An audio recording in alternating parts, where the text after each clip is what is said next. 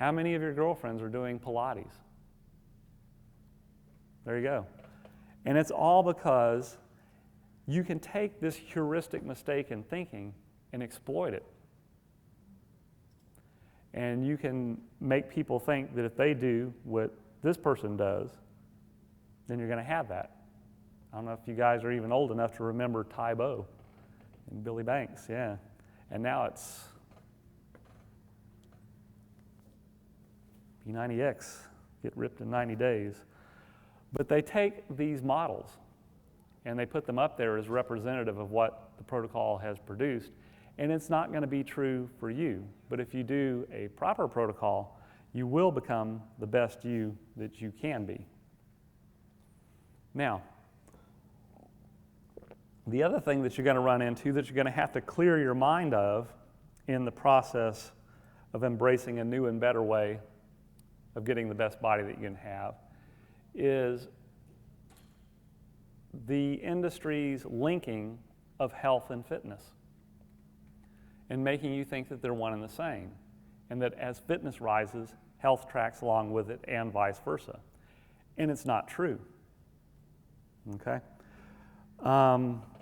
First, when they linked health and fitness, they never defined their terms. So in our book, we are going to define our terms. So in terms of health, what health is, in my definition, is number one, a lack of disease. As an emergency physician, I see a lot of diseased people, and I can tell you that is absolutely a prerequisite for being healthy, is the absence of disease.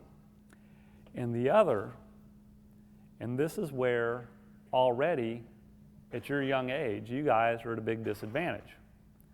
The other component of health is an appropriate balance between a catabolic and an anabolic state.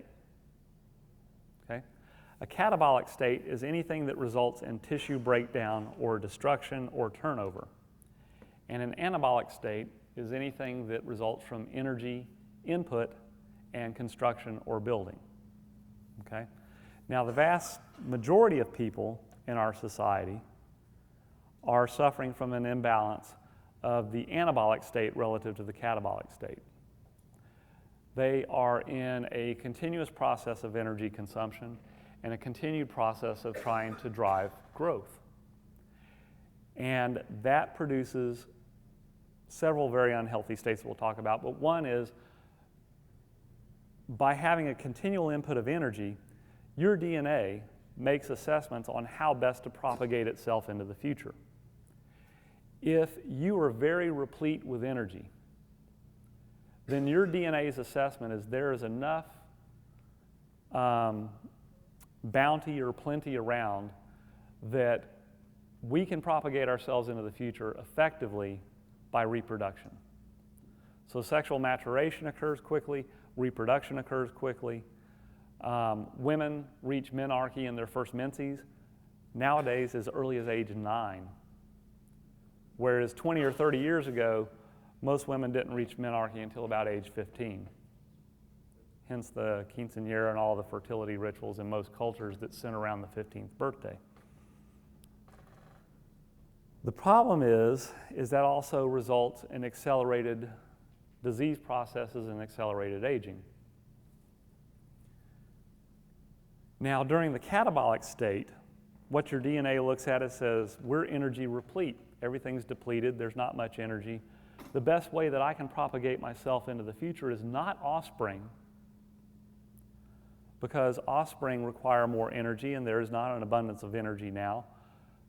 The way I propagate myself into the future is to undergo DNA repair processes. And that balance between the anabolic and catabolic state is what keeps you healthy. If you get out of balance with it, then that's when you start having health problems and your body composition goes to crap. Okay?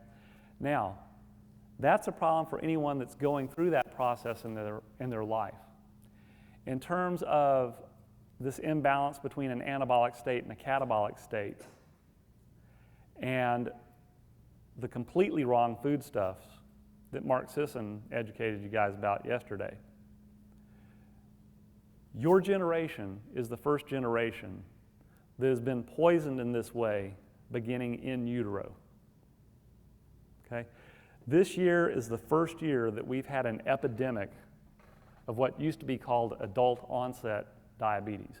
We're having an epidemic of type 2 diabetes in 9-month-olds because yours was the first generation that really got loaded down with this, and we'll talk more about it in the biochem part, but you have been poisoned starting in utero.